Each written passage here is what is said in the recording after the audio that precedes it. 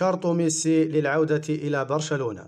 ليونيل ميسي أحد عظماء كرة القدم التي مرت في التاريخ، يصعب أن يكرر أحد بعده ما قدمه إلى برشلونة واللعبة بشكل عام.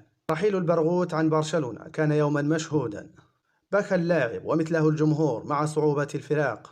ثم انتقل ميسي إلى باريس سان جيرمان الفرنسي، وقع اللاعب في صيف 2021 عقدا مدته موسمان مع إمكانية التمديد موسما إضافيا. ميسي لم يكن سعيدا بالموسم الأول في باريس سان جيرمان.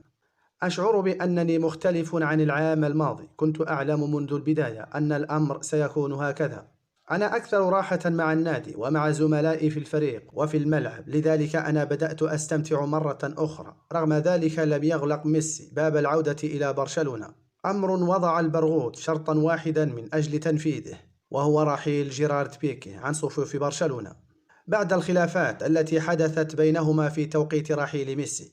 تقول التقارير الصحفية أن بيكيه دفع ميسي إلى الرحيل بعدما أجل تخفيض راتبه لحين فشل مفاوضات تجديد عقد ميسي. وحسب التحليلات فإن ميسي كان يستطيع البقاء لو قبل بيكيه بتخفيض راتبه في الوقت المناسب. بيكيه واجه صعوبة على مستوى المشاركة في موسم 2022-2023.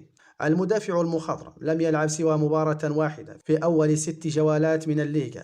المدير الفني تشافي هرنانديز من أشد المرحبين بعودة ميسي. تشافي هرنانديز: لا أعتقد أن قصة ميسي مع برشلونة قد انتهت. لا يزال الأمر مفتوحا أمام الاحتمالات، ومن مسؤوليتنا التأكد من أن لهذه القصة نهاية أجمل مما كانت عليه.